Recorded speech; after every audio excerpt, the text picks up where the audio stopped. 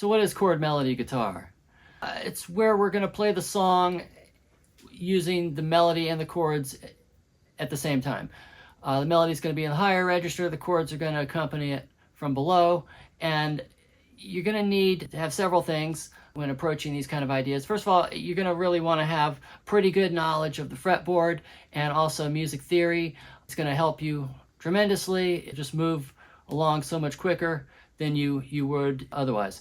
You might also want to think of the guitar as like maybe 3 different sections, 3 different registers maybe. Sort of something in this realm here, another thing around here, and something else up here, because you're going to go all over the neck with this stuff. Also, since you're doing stuff that may span, you know, like 15 frets or something, you're going to want to have pretty good stretching ability with your hands. So one thing you can do to help that along is to not put your thumb over the fretboard so much. Like it's great for certain styles. Stevie Ray Vaughan kind of showed us how to, you know, how a master does that, but that's not really good for this style.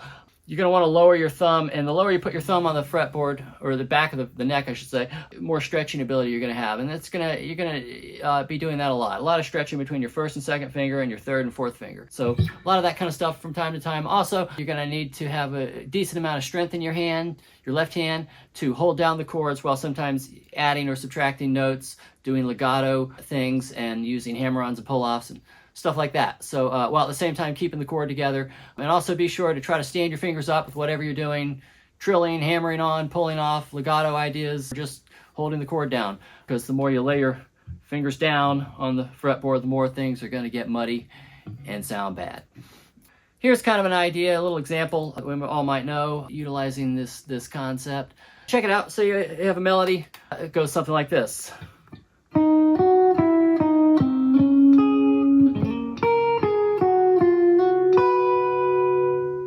So the chord corresponding with that, say it's in the key of C. Say starts on the C chord. First 2 notes are an E and a G, and which over the C chord would be the 3rd and the 5th. Then it goes to an A7 chord, which is like a dominant chord from the 6th degree of C. But you have an F note in the melody. F is not in an A7 chord. F is the sharp 5 of A7.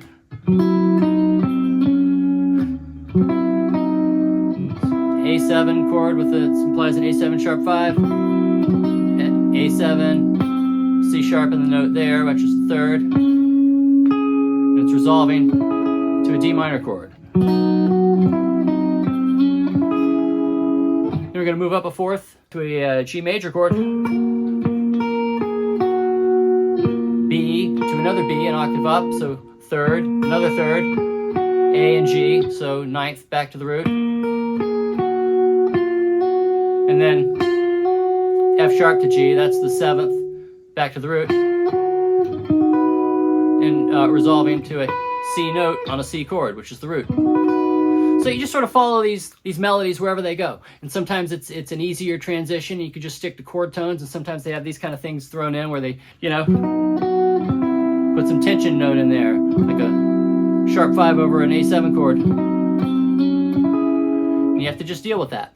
Use that wherever the melody goes, you go with it. And the chords will follow, and just try to do it all together as best you can. The melody in the higher register and chords below, and jump in wherever you can. Have fun.